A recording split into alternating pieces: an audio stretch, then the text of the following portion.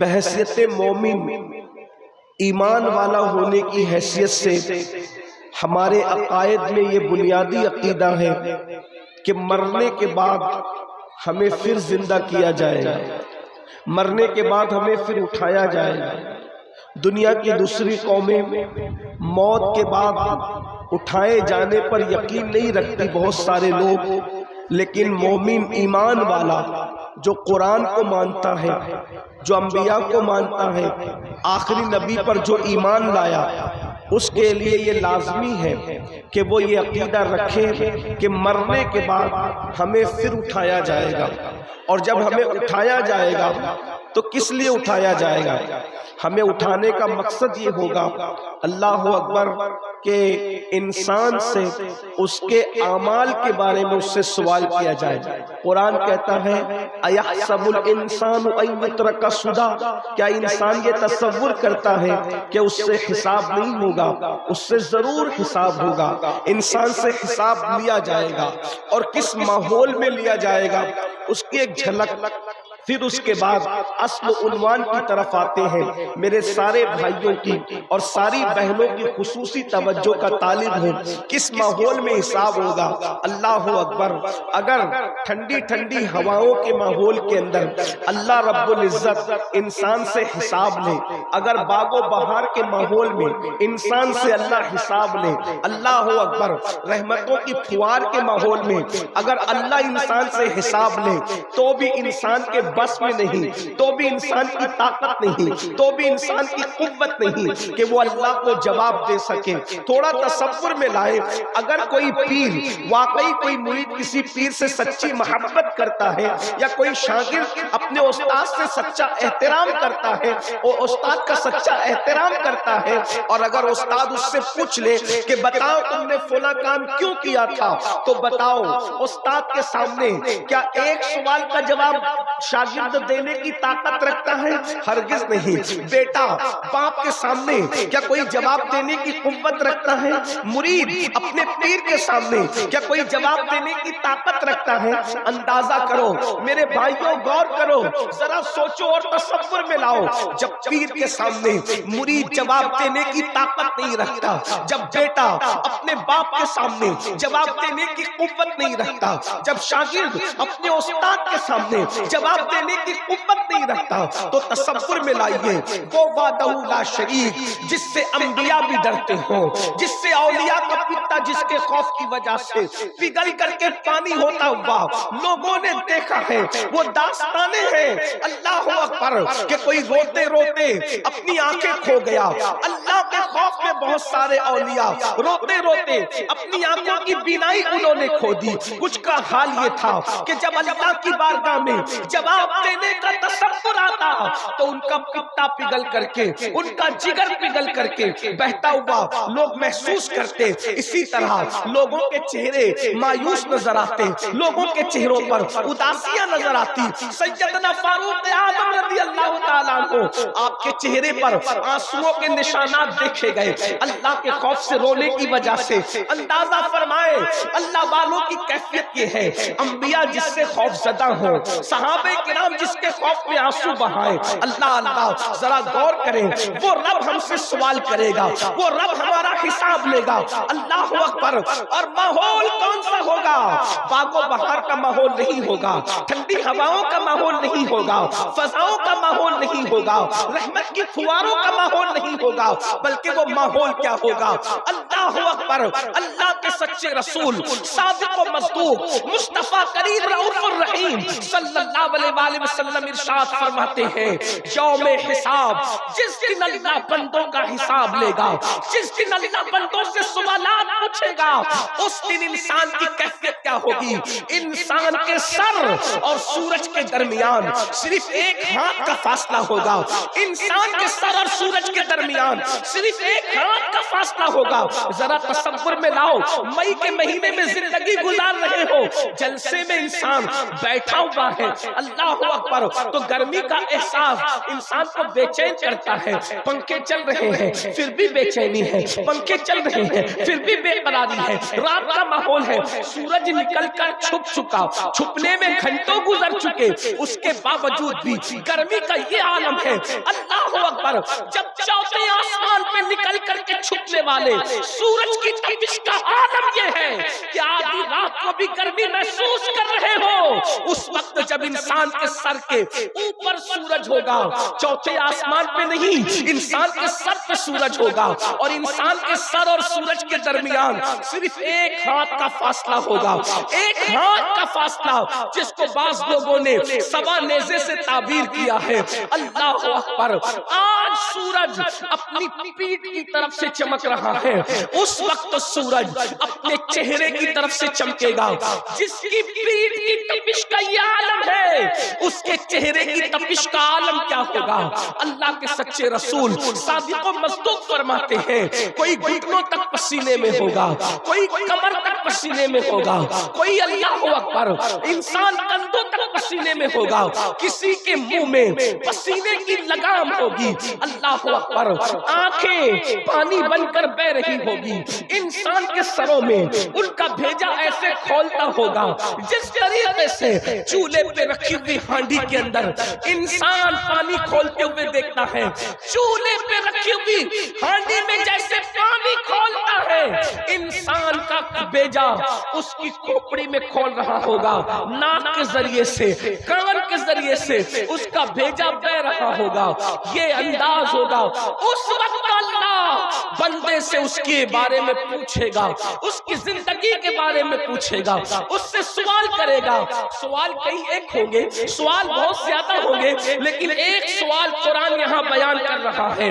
ثم لتسألن یومئذ عن النعیم. اس ماحول میں اس دن ہم تم سے نعیم کے بارے میں پوچھیں گے. نعیم کے بارے میں اللہ تم سے پوچھے گا. نعیم کیا چیز ہے؟ مفسرین نے مختلف اقوال بیان کیے. نعیم سے مراد یہ، نعیم سے مراد یہ، نعیم سے مراد یہ. جو ایک قول آج آپ کے سامنے پیش کرنا، اقوال بہت ہیں کیونکہ قرآن کی ایک ایک آیت کی 70 ہزار تفاسیر بیان کی گئی ہے، اور یہ تو ظاہری ہے. اس کے علاوہ جو باطنی تفاسیر ہے اس کا تو کوئی اندازہ ہی نہیں. بلکہ امام عبد الوہاب شارانی تو یہاں تک فرماتے ہیں کہ قرآن کا نزول بند ہوا ہے، مگر مانیے قرآن کا نزول آج بھی علماء کے دل پر ہو رہا ہے. ہر دن ایک نیا معنی لوگوں کے دلوں پر، جو اہل اللہ ہے، اللہ والے ہیں، علماء ربانیین ہیں، ان کے دلوں پر اب بھی معنی قرآن نازل ہوتی ہے. قرآن مقدس کا معنی نازل ہوتا ہے. اللہ اکبر. آیت نہیں نازل ہو سکتی، وحی نہیں آ سکتی، اب قرآن نازل نہیں ہو سکتا کیونکہ قرآن مکمل ہو چکا ہے. لیکن مصطفیٰ جان رحمت کے دل کے صدقے میں علماء کے دلوں پر اب بھی معنی قرآن کا نزول ہو رہا ہے. اللہ تم سے نعیم کے بارے میں پوچھے گا. تو مفسرین نے ایک اور نعیم کا یہ بیان فرمایا، اللہ تم سے قیامت کے دن اس ماحول میں جب سر پہ سورج ہوگا، بھیجا انسان کے کھوپڑی میں کھول کر اس کی ناک اور اس کے کان سے بہ رہا ہوگا، اس وقت اس کی آنکھیں پگھل پگھل کر پانی بن کر بہ رہی ہوگی. اس وقت ماں بیٹے سے بھاگ رہی ہوگی، باپ بیٹے کے کام نہ آ سکے گا. گزرا کرے پسر پہ، پدر کو خبر نہ ہو، باپ پہ گزرے گی تو بیٹے کو پتا نہیں، بیٹے پہ گزرے گی باپ کو پتا نہیں، بیوی کہاں ہے شوہر کو پتا نہیں، شوہر کہاں ہے بیوی کو پتا نہیں. نفسا نفسی کا عالم ہے. اللہ اکبر. اس ماحول میں اللہ تم سے پوچھے گا ثم لتسألن یومئذ عن النعیم. نعیم کے بارے میں، نعیم سے مراد مفسرین کہتے ہیں اللہ تم سے اس ماحول میں تمہاری جوانی کے بارے میں پوچھے گا کہ بتاؤ تم نے اپنی جوانی کی راتوں کو کہاں گزارا، تم نے اپنی جوانی کے دن کو کہاں گزارا، کیسے گزارا. اب مجھے بتاؤ. پیر کو جواب دینے کی حیثیت نہیں، مرشد کو جواب دینے کی زبان میں طاقت نہیں، وہ استاد کو جواب دینے کی طاقت نہیں، باپ کو جواب دینے کی طاقت نہیں۔ اللہ کی بارگاہ میں ہم کس منہ سے بیان کریں گے کہ راتوں کو نرم نرم گدوں پہ لیٹتے تھے اور زنا کی فلمیں دیکھتے تھے؟ مجھے بتائیں میری قوم کے جوان شرق سے لے کے غرب تک، یقیناً راج محل کے جوان ایسے نہیں ہوں گے، لیکن دنیا کے سبھی لوگ سنتے ہیں۔ میں پوچھنا چاہتا ہوں اللہ کی بارگاہ میں اپنی جوانی کی راتوں کا حساب لوگ کیسے دیں گے؟ نرم گدوں پہ لیٹ کر زنا کی فلمیں دیکھنے والے، اپنے دن کو فی اللہ اکبر شراب پی کر، جوا کھیل کر، نشہ کر کے اپنی زندگی کو، جوانی کو تباہ کرنے والے، کانوں میں ایئر فون لگا کر گانے سننے والے، ماں باپ کی نافرمانی کرنے والے، بہنوں کا حق مارنے والے، بیوی کی حق تلفی کرنے والے، مجھے بتاؤ اللہ کو کیا جواب دیں گے؟ اور مائیں اور بہنیں بھی موجود ہیں، بہنیں اللہ کو کیسے جواب دے سکے گی کہ وہ بغیر دوپٹے کے بڑی بے باکی کے ساتھ کبھی میلوں میں جایا کرتی تھی، کبھی فلموں میں جایا کرتی تھی، کبھی ولیموں میں جایا کرتی تھی؟ مجھے بتاؤ اللہ تم سے تمہاری جوانی کے متعلق پوچھے گا۔ اور سن لو اللہ اکبر، کتنا پوچھا جائے گا اس کی تو کوئی حد ہی نہیں، بلکہ قرآن تو یہاں تک کہتا ہے فَمَن يَعْمَلْ مِثْقَالَ ذَرَّةٍ خَيْرًا يَرَهُ وَمَن يَعْمَلْ مِثْقَالَ ذَرَّةٍ شَرًّا يَرَهُ۔ ایک ذرے برابر نیکی کی ہوگی اللہ وہ بھی دکھائے گا، ذرے برابر برائی کی ہوگی اللہ وہ بھی دکھائے گا۔ آپ مجھے بتائیں آج ہم کیا کر رہے ہیں؟ ہماری زندگی کیا ہے؟ جوانی کی قدر کرو۔ مولا کائنات سید السادات سیدنا علی کرم اللہ تعالی وجہ الکریم ارشاد فرماتے ہیں جوانی کی ایسے ہی قدر کرنا جیسے کسی عزتدار مہمان کی قدر کرتے ہو۔ مہمان کی قدر، مہمان کی قدر جیسے کرتے ہو۔ راج محل والوں آپ تو مہمانوں کی قدر کرنا جانتے ہیں، ہم راج محل آتے ہیں تو شرمندہ شرمندہ رہتے ہیں۔ اس کی وجہ یہ ہے فقیہ اعظم حضرت علامہ مفتی رضا الاقصی مدظر اللہ العالی اپنے گھر لے جا کر اتنا پیار دیتے ہیں، ہم سوچتے ہیں کہ ہم اتنے چھوٹوں کو وہ کتنا نوازتے ہیں، کتنی مہمانی کا انداز۔ آپ اندازہ فرمائیں آپ لوگ اتنی مہمانی کرنا جانتے، عزت کرنا جانتے، پیار کرنا جانتے۔ اللہ تبارک و تعالی فقیہ عصر کو عمر نو نصیب فرمائے۔ ماشاءاللہ ایک طویل عرصے تک جامعہ اشرف نے دینی خدمات کو انجام دیا، اور اب جب وطن آئے تو بیماری کی وجہ سے خاموش نہیں بیٹھے، بلکہ یہاں پر بھی اللہ کے دین کے کام میں مصروف ہے، لگے ہوئے ہیں۔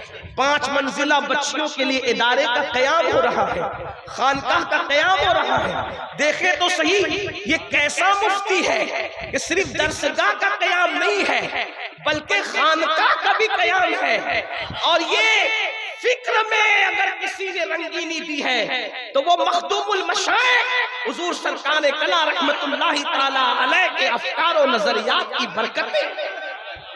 اللہ پاک کی بارگاہ میں دعا کرتا ہوں کہ اللہ تبارک و تعالی بچیوں کے ادارے کو بھی جلد سے جلد قیام کا معاملہ آسان فرمائے، اور خانقاہ بھی اپنی پوری روحانیت کے ساتھ ہمارے درمیان اپنی خدمات کو انجام دیتے ہوئے ہم اپنی نگاہوں سے دیکھیں۔ اللہ کی بارگاہ میں دعا ہے کہ اللہ آسان فرمائے۔ میں عرض یہ کر رہا تھا غور فرماؤ میری قوم کے جوانوں، مولا مشکل کشا سید السادات سیدنا مولا علی کرم اللہ تعالی وجہ الکریم فرماتے ہیں جوانی کی ایسے ہی قدر کرو جیسے معزز مہمان کی عزت اور قدر کرتے ہو۔ کیوں؟ مہمان وہی ہوتا ہے جو جانے کے لیے آتا ہے، مہمان اسی کو کہتے ہیں جو جانے کے لیے آتا ہے۔ بلکہ مہمان کوئی مہمان ہو اگر وہ واقعی مہمان ہے تو وہ 3 دن سے زیادہ رک نہیں سکتا۔ ہر ایک کو پتہ ہے کہ مہمان بن گیا تو 3 دن میں چلا جائے گا، اور جو 3 دن میں نہ جائے وہ مہمان نہیں ہو سکتا۔ 3 دن میں جو جائے وہی مہمان ہے، اور جو 3 دن کے بعد رکے حضور علیہ السلام نے خود فرمایا 3 دن تک مہمان ہے، اس کے بعد صدقہ ہے۔ اس کی تفصیل آپ جانتے ہیں ماشاءاللہ، یہ تو علماء کی سرزمین ہے۔ 3 دن تک مہمان رکتا ہے۔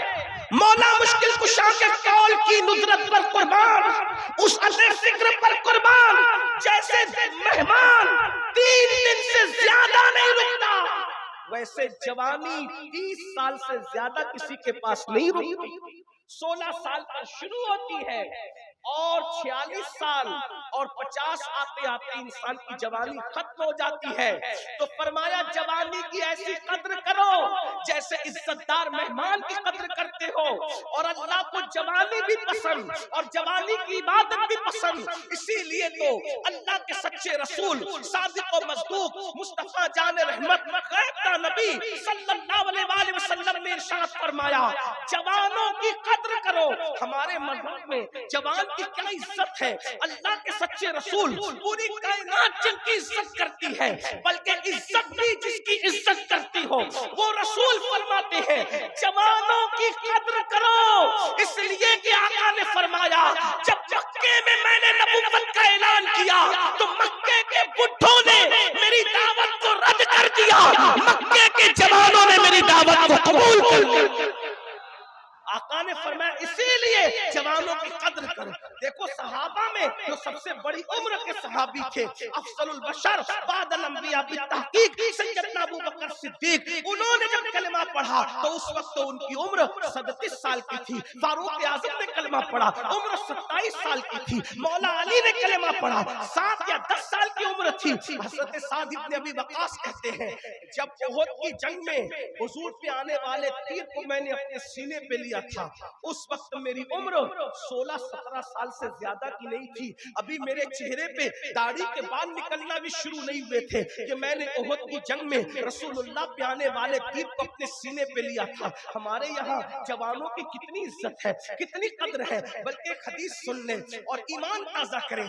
जवानी देखो जब इबादत करोगे सिला मिलेगा, लेकिन जवानी जवानी किसी शायर ने बहुत अच्छी बात कही है, कहा था कि नशा ईमान होता है, नशा शराब का नहीं, इश्क मुस्तफा ईमान, नशा ईमान होता है, सुराही दीन होती है।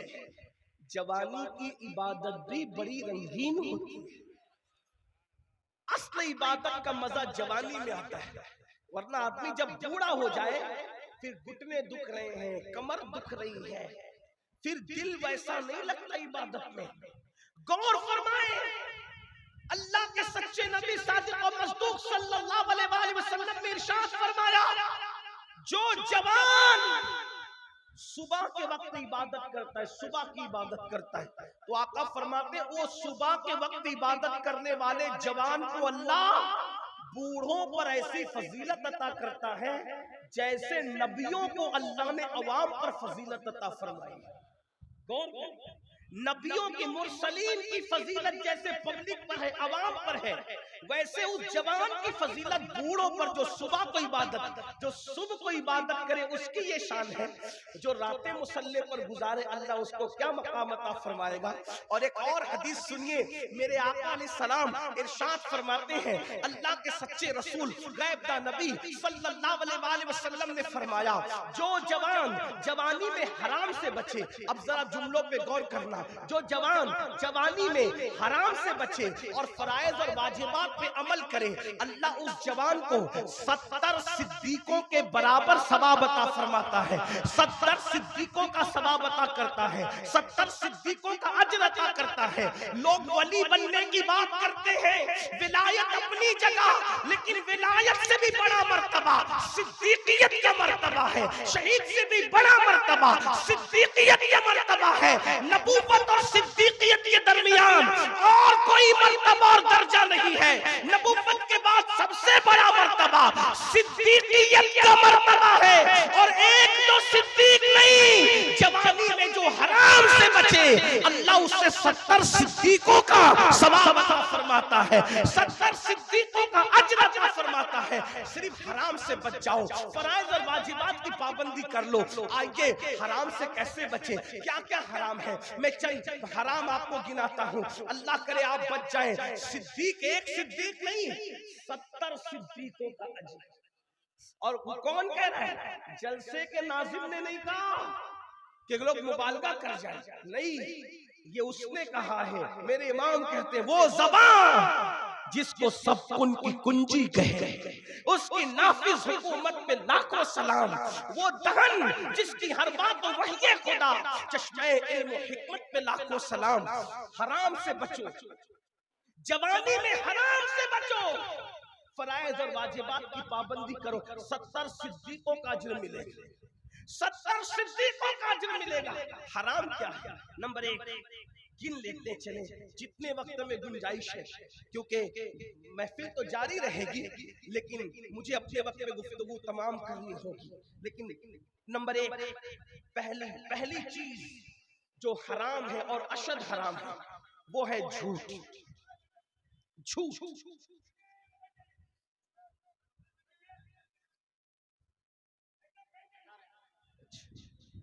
ایک بار درود شریف پڑھیں، بلند آواز سے درود شریف پڑھیں۔ رب صلی وسلم دائما ابدا علی حبیبک خیر الخلق کلہم۔ جلدی سے چلتے ہیں۔ جھوٹ آج ہمارے سماج میں، معاشرے میں جھوٹ کو حرام سمجھا ہی نہیں جاتا، جھوٹ فیشن۔ حالانکہ مذاق میں بھی جھوٹ بولنا حرام۔ اگر کوئی مذاق میں بھی جھوٹ بولے، جیسے مثال کے طور پر کہ کوئی یہ کہہ دے اپنے بچے کو چھوٹے بچے کو 3-4 میں تمہیں سنڈے کے دن پارک میں گھمانے لے جاؤں، ایسی کہ اور نہیں لے گیا، جھوٹ بولا، حرام۔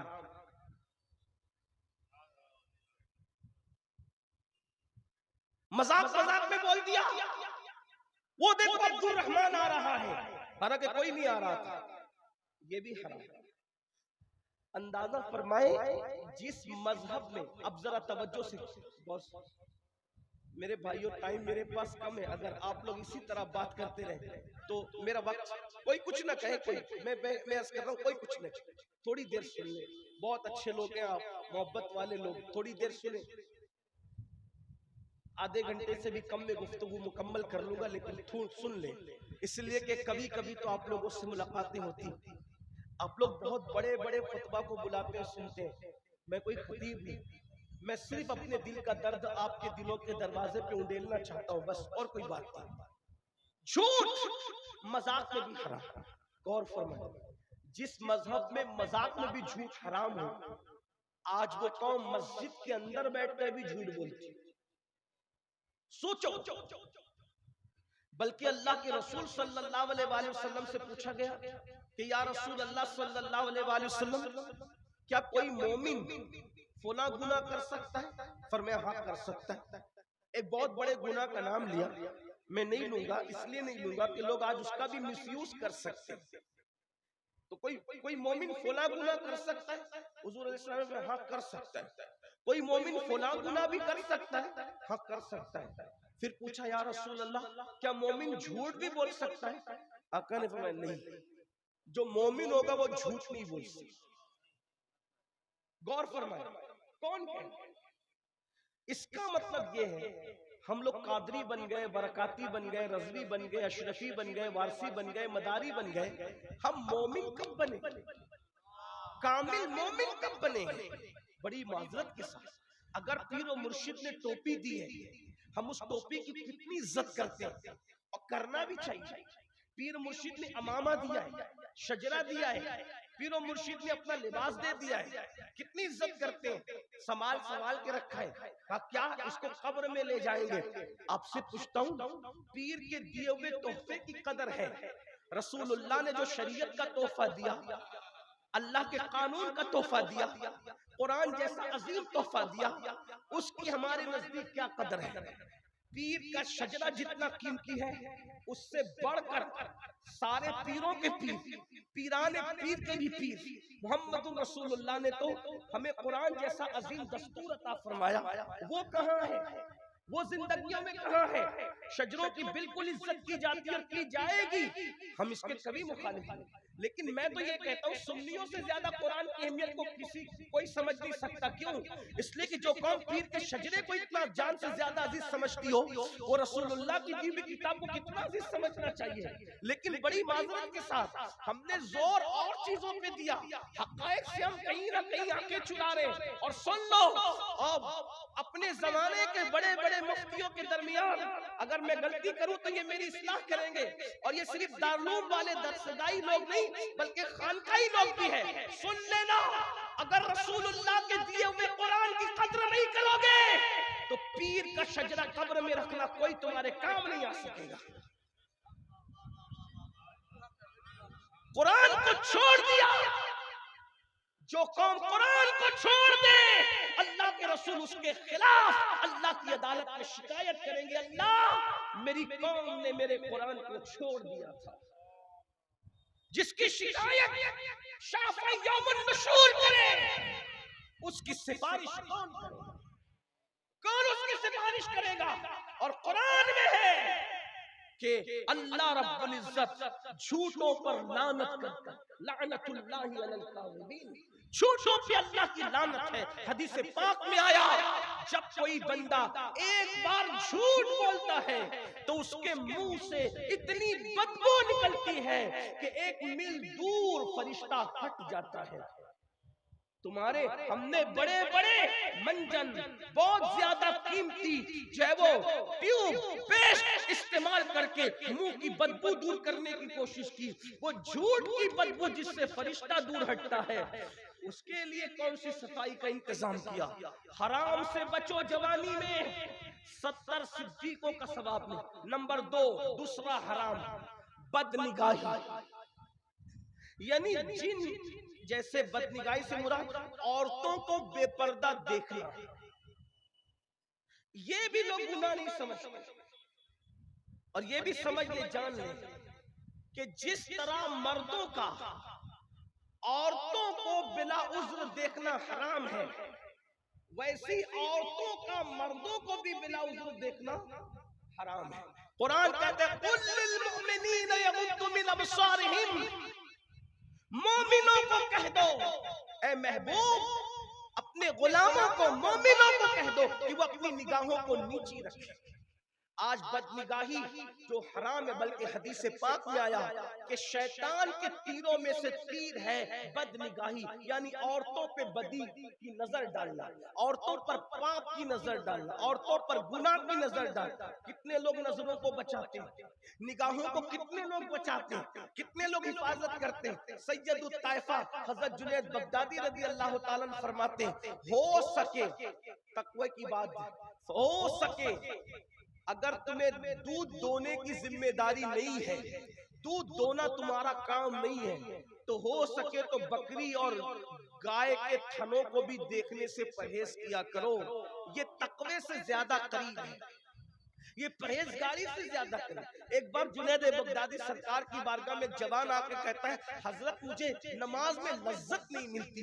تو فرمایا شاید تو نے کسی زانی کی آنکھوں میں تک لیا ہے, اس لیے اللہ نے تجھ سے نماز کی لذت کو چھین لیا ہے. زانی کی آنکھوں میں تکنے سے نماز کی لذت چھین لی جاتی ہے. جو قوم رات کے 3 بجے تک زنا کی فلمیں دیکھیں, اس قوم کو نماز کی توفیق کیسے ہو سکتی ہے؟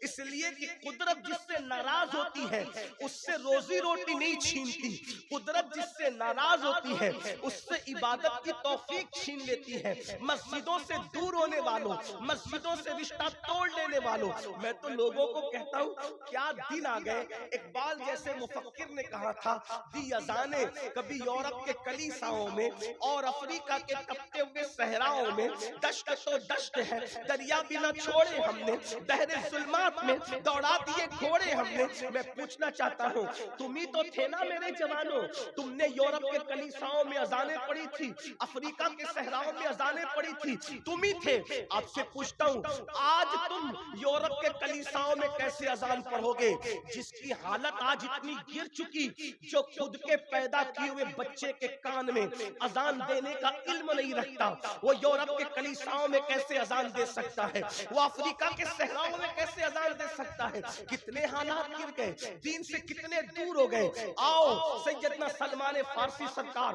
ارشاد فرماتے ہیں. حضرت سلمان فارسی کون ہے؟ اللہ اکبر. جن کے بارے میں میرے آقا نے ارشاد فرمایا کہ سلمان میری امت کے زاہدوں میں سے. کیسا زاہد؟ عراق کا گورنر بننے کے بعد بھی جس نے چھت کے نیچے کبھی سونا پسند نہیں, بغیر چھت ایک درخت کے نیچے عراق کا گورنر رہتا تھا. جس کا خود کا گھر نہیں تھا اسے سلمان فارسی کہتے ہیں. جس نے کبھی اپنا گھر نہیں بنایا اس کو سلمان فارسی کہتے ہیں. اللہ اکبر. وہ سلمان فارسی فرماتے ہیں, دیکھو نگاہ کی حفاظت کے بارے میں سرکار سلمان فارسی کا قول سن. سلمان فارسی فرماتے ہیں میں مارا جاؤں پھر زندہ کیا جاؤں, پھر مارا جاؤں پھر زندہ کیا جاؤں, پھر مارا جاؤں پھر زندہ کیا جاؤں. 3 بار مرنے کی تکلیف اٹھانا میرے لیے آسان ہے, لیکن ایک مرتبہ کسی کی شرمگاہ دیکھنا میرے لیے مشکل ہے. جملے پہ غور کریں, اندازہ کریں. میری قوم کے جوانوں, جوانی میں اپنے آپ کو برباد مت کرو, ہلاک مت کرو, تباہ مت کرو. سوچو اور غور کرو. سلمان فارسی کہتے 3 مرتبہ موت کی تکلیف اٹھانا آسان اور ایک مرتبہ کسی کی شرمگاہ دیکھنا میرے لیے مشکل. کیوں؟ کہا کہ ایک بار کسی کی شرمگاہ دیکھنے پر یا خود کی شرمگاہ دکھانے پر جو عذاب دیا جائے گا وہ عذاب 3 مرتبہ موت کی تکلیف سے بھی زیادہ سخت ہوگا. اس لیے میں مرنا تو پسند کرتا ہوں لیکن کسی کی شرمگاہ, کسی کے سطر کو دیکھنا پسند نہیں کرتا. یہ باتیں حیا کی وجہ سے کہنے کی ہمت بھی نہیں ہوتی, مگر کریں کیا؟ جیسا مریض ہے ویسی دوا تو دینی پڑے گی. وہ قوم سلمان فارسی جو یہ بات کہیں کہ 3 مرتبہ مرنے کی تکلیف اٹھانا گوارا ہے مگر ایک بار کسی کے سطر دیکھنے پہ جو عذاب ہوگا اس کی تکلیف ہم برداشت نہیں کر سکتے. آج کیا ہو گیا؟ زنا کی فلمیں عام ہو رہی ہیں, اللہ اکبر, اور اسی کی وجہ سے زنا بھی عام ہو رہا ہے. میری قوم کے جوان 16 17 سال کی عمر میں وہ سب کچھ کر جا رہے ہیں. اللہ اکبر, جس کا تصور نہیں کیا جا سکتا. اللہ اکبر. یہی قوم کے جوان تھے, یہی مسلم جوانوں کی کیفیت تھی. اگر کوئی بندہ اپنی بیٹی کو عزت کی حفاظت چاہتا تو وہ کہتا چلو چل کر مسلمانوں کے محلے میں رہیں گے, اس لیے کہ مسلمان لوگ کسی کی بیٹی پر ہاتھ نہیں اٹھاتے, کسی کی بیٹی پہ آنکھ نہیں اٹھاتے. اللہ اکبر. یہ کردار تھا. اگر کوئی مسافر سفر کے لیے نکلتا تو اپنی بیٹی کو کسی مسلمان کے گھر رکھ کر کے جاتا کہ یہ مسلمان ہے, یہ کچھ اور تو کر سکتا ہے لیکن کسی کی بیٹی پر باپ کی آنکھ نہیں اٹھا سکتا. اور آج ہم بدنگاہی کا شکار ہیں. اللہ اکبر. سن لو, اگر بدنگاہی کا شکار ہو تو اللہ کے سچے رسول غیب کا نبی صلی اللہ علیہ وسلم نے ارشاد فرمایا جو اپنی آنکھوں سے حرام کو دیکھے گا قیامت کے دن اس کی آنکھوں میں جہنم کی سلائیاں پھیری جائے گی, جہنم کی سلاخیں ڈالی جائے گی. آپ مجھے بتائیں ایک اور گناہ حرام, کانوں میں ایئر فون لگا کر جو میرے جوان گانے سنتے, میوزک, گانے, موسیقی, وہ گانے جو زنا پر ابھارے, وہ گانے جو حرام پر ابھارے, وہ گانے جس میں کفریہ اور شرکیہ کلمات ہوں. اللہ کے رسول صلی اللہ علیہ وآلہ وسلم ارشاد فرماتے ہیں کہ جن کانوں نے گانے سنے ہوں گے قیامت کے دن ان کانوں میں سیسا پگھلا کر کے ڈالا جائے. ان کا ہے ہمارے اندر طاقت اللہ کے عذاب کو برداشت کرنے کی طاقت نہیں ہے تو بات سمیٹتے ہیں. سچی توبہ کا اللہ کی طرف پلٹو. کیوں؟ اور جوانی میں ہی پلٹ جاؤ, جوانی ہی میں پلٹ جاؤ, کیونکہ اللہ کے رسول نے فرمایا جو جوانی میں توبہ کرتا ہے اللہ اس جوان کو اپنا محبوب بنا لیتا ہے. اگر اللہ کا محبوب بننا ہے جوانی ہی میں توبہ کر. اور جن لوگوں نے جوانی میں توبہ کی وہ کیا تھے, خدا نے کیا بنا دیا. اختتامیہ کے طور پہ اپنی بہنوں کی بھی توجہ چاہتا ہوں, اس لیے کہ بہنیں بھی پہلے عورتیں گناہ کے معاملے میں اتنی آگے نہیں تھی، لیکن برا ہو سیریلوں کا، برا ہو فلموں کا، اس نے بھی عورتوں کو بہت مس گائیڈ کیا ہے۔ آپ کے یہاں کی عورتیں ایسی نہیں ہیں، ہندوستان کی عورتیں ایسی نہیں ہیں، لیکن دنیا سے یہ بات ہمارے کانوں میں آ رہی ہے اور تقریر تو پوری دنیا ہی کے لوگ سنتے ہیں، الحمدللہ۔ اب تو ایسا ہے کہ سالی بہنوئی سے محفوظ نہیں، الا ماشاءاللہ، چچا زاد بہنیں چچا زاد بھائیوں سے محفوظ نہیں، بھاوج دیور سے محفوظ نہیں۔ یہ فلموں کی گندگی ہے، ہنسنے کی بات نہیں۔ ایک دور وہ تھا میرے بھائیوں کہ بھابھی کا چہرہ دیور پوری زندگی نہیں دیکھتے، اور بھابیاں دیوروں کے سامنے کبھی بے پردہ نہیں آتی۔ اور آج تو لوگ کہتے ہیں بھابھی دیور کا رشتہ تو ہنسی مذاق ہے، یہ کوئی اور مذہب میں ہو سکتا ہے، اسلام میں نہیں ہو سکتا۔ اسلام میں تو ہم دیور جانتے ہیں مولا علی جیسا، اور بھاوت جانتے ہیں سیدہ عائشہ صدیقہ جیسا۔ ہمارے مذہب میں تقدس، ہمارے مذہب کی پوترتا کی ہے۔ کیا ہو گیا، کیا ہوا ہے میری قوم کو؟ اللہ اکبر، یہ سب گندی سیریلوں کی گندگی ہے۔ اپنے گھروں سے سیریلوں کا خاتمہ ہونا چاہیے۔ بہت شوق سے آج قوم کی بچیاں پاکستانی سیریل دیکھتی، ہندوستانی سیریل دیکھتی، اور بچیاں بہت شوق سے کہتے ہیں ہندوستان اور پاکستان کے جو سیریل ہیں اس میں گھریلو داستان، کوئی گھریلو داستان نہیں ہے، اس میں افیئر سکھایا جا رہا ہے، دیور بھاوج کی گندگی کے تعلقات سکھائے جا رہے ہیں، سالی اور بہنوئی کو گندگی کی ٹریننگ دی جا رہی ہے۔ یہ ساری چیزوں پر آپ کی نظر ہونی چاہیے۔ اپنے گھروں میں اسلامی ماحول بناؤ، اپنے گھروں میں اسلامی کلچر کو رواج دو، اپنے گھروں میں تقوی پرہیزگاری کے ماحول کو رواج دو۔ آج لوگ کہتے ہیں ہم دنیا میں اسلام کا پرچم لہرائیں گے، میں کہتا ہوں اپنے گھر کی سلطنت تیرے ہاتھ میں ہے۔ جب تو اپنے گھر میں اسلام قائم نہ کر سکا تو تو محلے میں کیا اسلام قائم کرے گا میرے بھائی؟ تو دنیا میں کیا اسلام قائم کر؟ تیرے گھر میں تیری چلتی ہے، جب تو نے وہاں اسلام قائم نہیں کیا، بتا۔ یہ بہنیں بیٹھی ہوئی ہیں، ان سے کہتا ہوں سن لے وہ بھی توجہ کے ساتھ۔ پہلے کی عورتیں کیسی تھی؟ مر جانا گوارا تھا، کسی مرد کے سامنے آنا گوارا نہیں تھا۔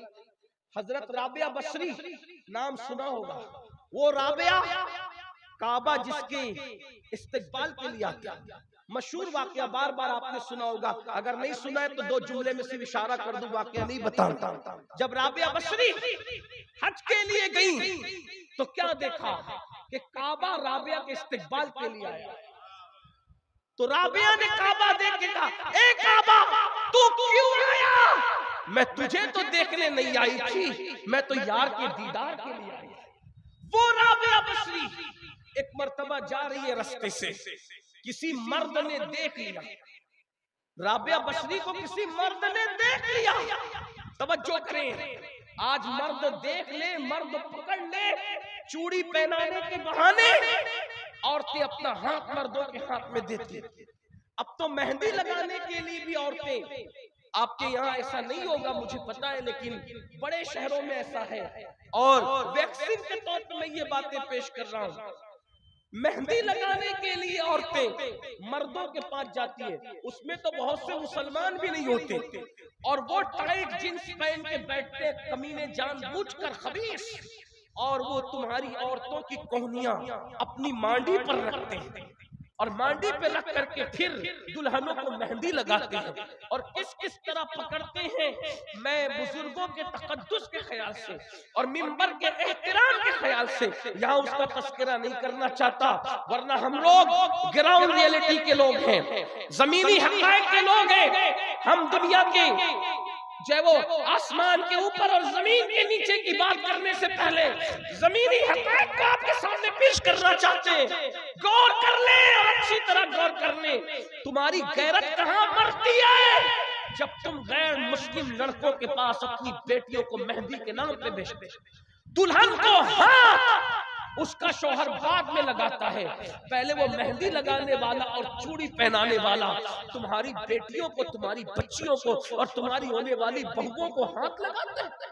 اور اس کے بعد مہندی والا ہاتھ لگا کے کچل چکا، چوڑیے والا ہاتھ لگا کے کچل چکا، پھر رہی صحیح کسر وہ کیمرہ مین پوری کر لیتا ہے جو ویڈیو شوٹنگ کے موقع کے لیے آپ کے گھروں کی شادی میں آتا ہے۔ وہ باضابطہ طور پر لڑکیوں کو ہاتھ سے ٹرین کرتا ہے، اس طرح ہاتھ رکھو، ہاتھ لگا لگا کے اس طرح دوپٹہ رکھو۔ کہاں جاتی ہے غیرت؟ اللہ کے رسول نے ایسے مردوں کے بارے میں کیا کہا؟ اللہ نے جنت میں لکھ رکھا ہے کہ جنت دیوسوں پہ حرام کر دی گئی، جنت دیوسوں پہ حرام کر دی گئی۔ پوچھا یا رسول اللہ جہنمی کون ہے اور دیوس کون ہے؟ تو فرمایا جس کے گھر کی عورتوں کے ساتھ یہ سب کیا جائے اور وہ چپ رہے، وہ دیوس ہے، دیوس۔ ارے تمہارے کلیجے کو کیا ہو گیا مسلمانوں؟ ایک دور وہ تھا کہ غیرت کی وجہ سے مسلمان اپنی بیٹی کے صرف دیکھ لینے والے کو برداشت نہیں کرتا تھا، اور آج مہندیوں کے نام پہ، چوڑیوں کے نام پہ، بیوٹی پارلروں کے نام پہ یہ سب کچھ ہو رہا ہے۔ کہاں ہیں ہم؟ کہاں ہیں ہم؟ یہ دیوسیت تمہیں برباد کر رہی ہے۔ تو عرض یہ کر رہا تھا کہ رابعہ بصری کو ایک مرد نے صرف دیکھ لیا، اللہ کا خوف اتنا طاری ہوا کہ اللہ کے خوف سے رابعہ زمین پہ گر گئی اور ہاتھ ٹوٹ گیا۔ ہاتھ ٹوٹا تو کہا اللہ تیرا شکر ہے۔ جس عورت کو کوئی مرد پاپ کی نظر سے دیکھے تو اس کو یہ دکھ ضرور ملنا چاہیے، حالانکہ اس میں رابعہ کا کیا قصور تھا؟ حضرت رابعہ کا کیا قصور تھا؟ لگے ہاتھوں میری قوم کی جوان بیٹیوں سے بات کرتے ہیں۔ آج کل اگر فلم دیکھتے ہوئے، سیریل دیکھتے ہوئے، ناول پڑھتے ہوئے بے باک لڑکے اگر کسی لڑکی کو افیئر کا، ناجائز محبت کا آفر کرتے ہیں تو لڑکیاں جلدی پگھل جاتی ہیں اور اس کو فیشن کا نام دیا جاتا ہے۔ قوم کی بیٹیوں سنو، آج تو بیٹیاں منکرین اسلام کے ساتھ بھی افیئر کر رہی ہیں۔ رشتے فیس بک پہ طے ہو رہے، رشتے واٹس ایپ پہ طے ہو رہے، رشتے انٹرنیٹ پہ طے ہو رہے۔ میری بہنوں، انٹرنیٹ پر تو چپل منگانے والا کا دل بھی مطمئن نہیں رہتا، پتہ نہیں میں نے جو پسند کیا ہے وہی بھیجے گا کہ دوسری بھیجے گا۔ ذرا غور فرمائیں، جب انٹرنیٹ پر آئی ہوئی چپل پر دل مطمئن نہیں ہوتا تو انٹرنیٹ پر لوگ رشتے کیسے طے کر لے رہے؟ مجھے حیرت اس بات پر ہے۔ پھر ہاتھوں کی مہندیاں بھی نہیں چھوٹتی اور طلاق تک کی نوبت آتی ہے۔ شریفوں کے رشتے انٹرنیٹ، یوٹیوب اور فیس بک پہ طے نہیں ہوتے۔ اور قوم کی بیٹیوں سے کہتا ہوں، یہ افیئر میں جو عشق کے نام پہ ناجائز رشتے تمہیں دیے جاتے ہیں، ناجائز محبت میں تمہیں بلایا جاتا ہے، تو یہ درندے، یہ وحشی، یہ بے حیا اور بے غیرت لڑکے بھوروں کی طرح ہے۔ جیسے بھورا ایک بار پھول کا رس چوس کر دوبارہ پھر پھول کی طرف رخ نہیں کرتا، تتلیوں کے باغبان کی طرح ان کی شرارتیں ہیں۔ جیسے تتلیاں ایک مرتبہ پھول کا رس چوس کر دوبارہ ادھر منڈلاتی بھی نہیں، ایسے ہی یہ نوجوان چھوکرے فلمیں دیکھ کر، گندی فلمیں دیکھ کر محبت کے نام پہ زنا کی طرف تمہیں لے جاتے ہیں۔ آؤ، وہ جو بات کرنے چلا تھا، کیا عورتیں تھی، کیا بیٹیاں تھی، کیا مقدس ہستیاں تھی۔ ایک لڑکی، ایک جوان لڑکی، بلکہ جوانی میں ابھی اس نے قدم رکھا تھا، بہت چھوٹی سی عمر تھی، 13-14 سال کی عمر کی وہ لڑکی تھی۔ کیا بیٹیاں تھی، قابل رشک بیٹی۔ ان کے ذکر سے آج بھی نگاہوں میں تقدس پیدا ہوتا۔ 13-14 سال کی بیٹی ہے، ماں نے کہا بیٹا چلی ذرا بازار چلی جا اور فلاں سامان لے کر، بازار جا تھوڑا سامان لے۔ علامہ عثمان ابن شاکر لکھتے ہیں کہ ماں نے کہا کہ جا اور تو سامان لے کر، 13-14 سال کی لڑکی وہ بازار کیا گئی، ایک جوان لڑکا، وہ بھی 16-17 سال کا، بہت عمر اس کی بھی نہیں تھی، 16-17 سال کا وہ جوان، وہ بازار آیا اور آنے کے بعد اس جوان نے اس لڑکی کو دیکھا اور دیکھنے کے بعد کہا اے لڑکی کتنی خوبصورت ہے، کتنی حسین ہے۔ یہ بات اگر آج ہمیں کوئی کہہ دے ہم ڈھیر ہو جاتا ہے۔ یہ سب جھوٹی تعریفوں سے متاثر نہ ہوا، کوئی سفید چمڑی خوبصورت نہیں ہے، جو چمڑی نے جہنم میں جلنا ہے وہ کب سے خوبصورت ہونے لگی۔ خوبصورت چمڑی تو وہ ہے جو جہنم کی آگ سے محفوظ ہے۔ اور کون سی چمڑی جہنم کی آگ سے محفوظ ہے وہ ابھی کسی کو پتہ نہیں چل سکتا. یہ تو جب تک کہ فیصلہ نہیں ہو جاتا قدرت کی طرف سے اس وقت تک کوئی نہیں کہہ سکتا. اس لیے اللہ سے ڈرتے رہے. لڑکی کو اس جوان لڑکے نے جو 16-17 سال کا جوان ابھی جوانی میں اس کی شروعات ہوئی تھی، اس جوان نے کہہ دیا کتنی خوبصورت ہے تو، اور تیرے پورے وجود میں تیری آنکھیں کتنی خوبصورت، جی چاہتا ہے تیری جھیل سی آنکھوں میں ڈوب جاؤں. جوان نے کہنے کو تو کہہ دیا. لڑکی نے غیرت سے کہا میری خوبصورتی میں سب سے زیادہ تجھے میری آنکھیں اچھی لگی نا؟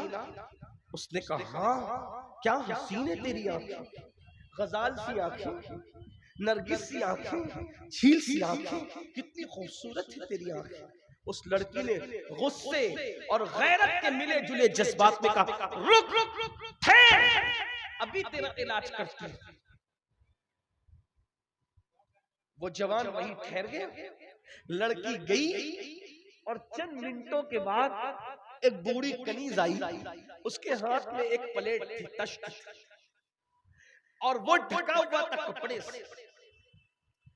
آنے والی کنیز نے کہا اے لڑکے تو ہی وہ جوان ہے نا تھوڑی دیر پہلے کسی لڑکی کے حسن و جمال اور اس کی آنکھوں کی تو نے تعریف کی؟ ہاں میں وہی جوان ہوں.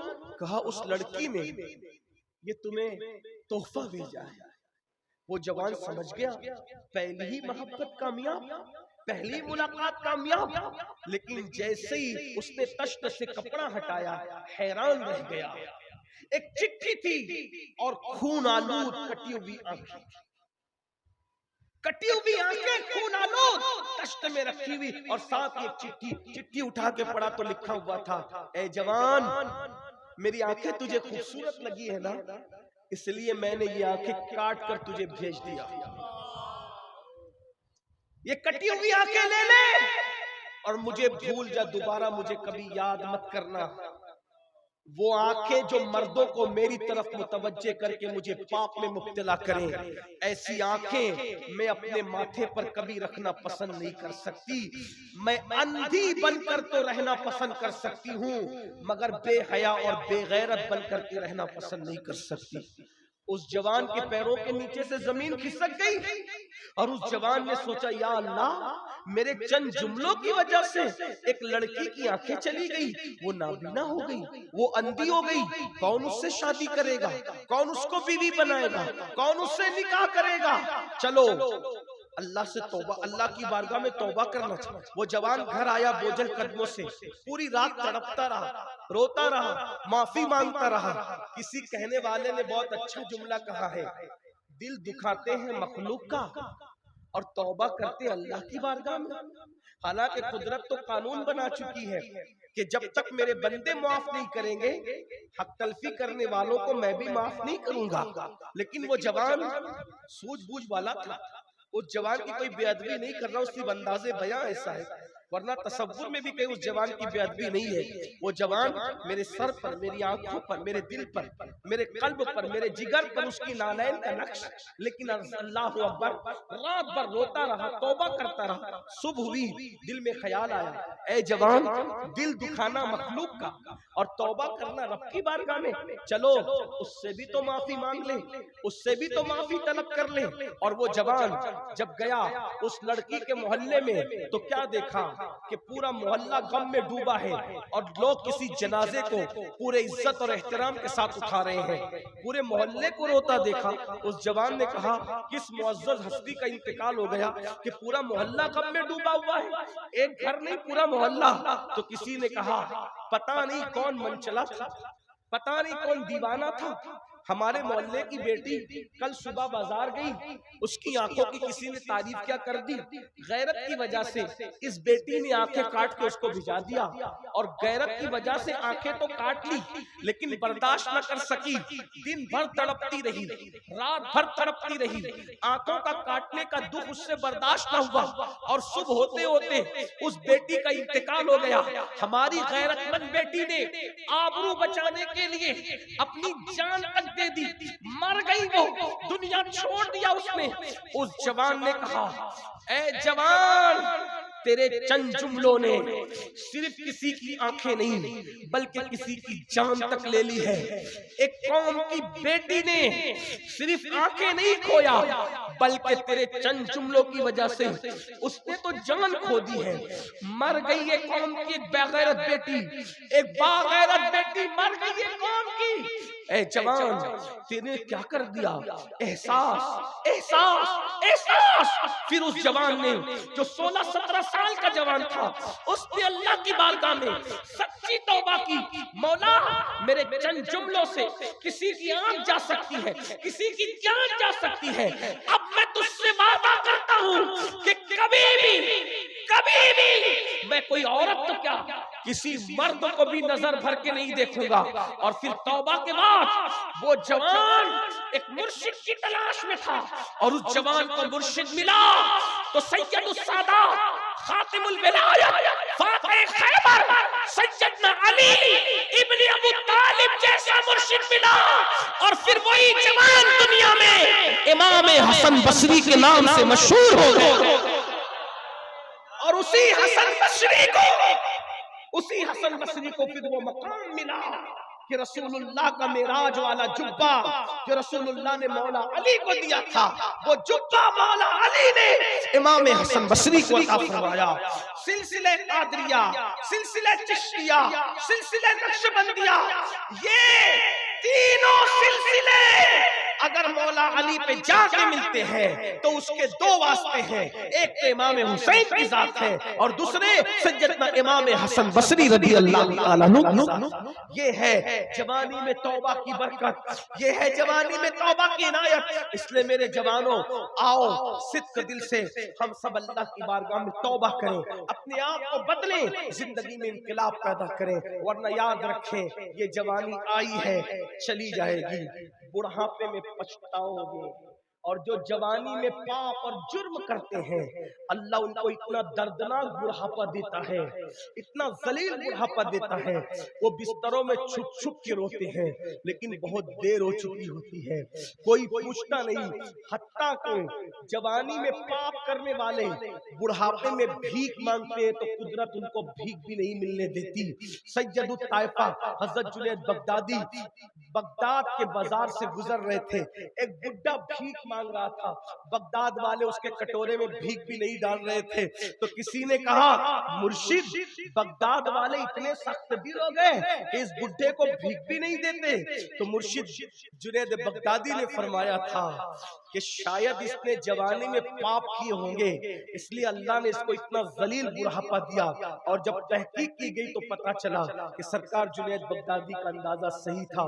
اس لیے جوانی کی یہ خوبصورت راتیں چلی جائے گی، جوانی کی یہ رنگین سی راتیں چلی جائے گی میرے بھائیوں، اے میرے جوانوں، پھر ایک رات قبر کی رات ہوگی، اسی جسم کو سڑنا ہے۔ جوانی میں پاپ کرنے والوں، پاپ کرو گے تو یہ جسم قبر میں سڑے گا، بدبودار ہوگا، اس کو قبر کی مٹی کھائے گی، اس کو قبر کی مٹی کھائے گی، اس میں کیڑے چلیں گے، یہ آنکھیں بہے گی۔ یہ بددعا کے طور پہ نہیں کہہ رہا ہوں، یہ باتیں حدیث کی آئی ہیں، یہ باتیں روایتوں میں آئی ہیں، یہ باتیں مشاہدے کی ہے۔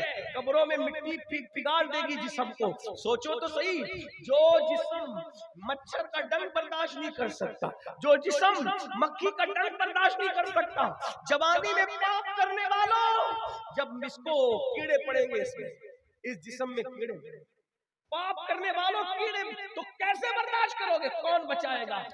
سفید کپڑے پہن کر اسمارٹ بننے والوں، چہرے پہ گازے حسن بن کر مل کے خوبصورت بننے والوں، کاسمیٹک آئٹم کا استعمال کر کے حسین بننے والوں، کاسمیٹک آئٹم کے استعمال کو میں منع نہیں کرتا، اگر حرام نہیں ہے تو خوبصورتی کے لیے استعمال کر سکتے ہو، لیکن یاد رکھو دنیا میں چمڑی کو چمکا کے کیا ملے گا؟ اگر پاپ کر رہے ہو تو اسی خوبصورت چمڑی کو قبر کے کیڑے کھائیں گے۔ اس لیے توبہ کر لو، سدھر جاؤ، بدل جاؤ، تبدیل ہو جاؤ، اللہ کو راضی کر لو، اللہ کو منا لو۔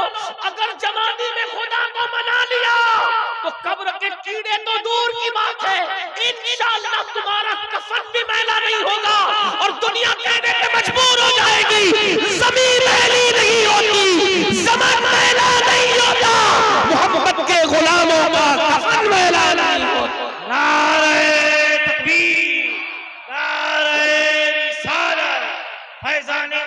اشرف کانفرنس۔ استغفر اللہ وما علینا الا البلاغ۔ السلام علیکم ورحمۃ اللہ وبرکاتہ۔ جائیں نہیں، محفل جاری رہے گی، آپ تشریف رکھیں، محفل کے تقدس کو قائم رکھیں۔